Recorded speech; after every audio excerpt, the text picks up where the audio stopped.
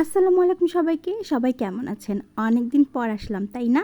হ্যাঁ, দীর্ঘ অনেক দিন আমার পারিবারিক, শারীরিক এবং দেশের বিভিন্ন রকম খারাপ পরিস্থিতি মোকাবেলা করতে গিয়ে অনেক দিন ভিডিও তৈরি করা হয়নি। তো আজকে আমি ভিডিও তৈরি করার লোভটা একেবারেই সামলাতে পারলাম না, কারণ আমার বাসার নতুন এই দুজন সদস্যদের সঙ্গে আপনাদের পরিচয় করে দেব বলে। আমার বাসার ছোট্ট মিনি মা হয়েছে। তার ৩ টা সন্তান হয়েছিল, কিন্তু দুর্ভাগ্যবশত একটা মারা গেছে।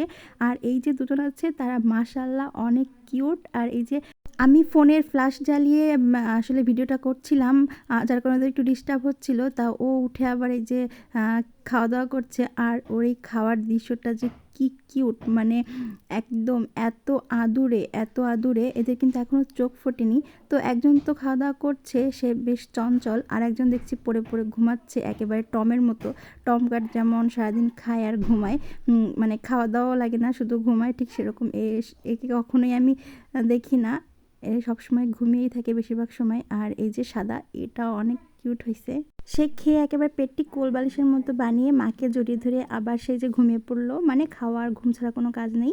তো এই যে মিনিকে আমি একটু আদর করে দিলাম। আমি যখন আদর করছিলাম সে আবার এই যে খুব আদুরে ভঙ্গিতে আমার আদর নিচ্ছিল। আর আমি এই তো ওর বাচ্চাকে একটু আদর করে দিলাম, আর বাচ্চাটা এখন আবার উঠে খাচ্ছে।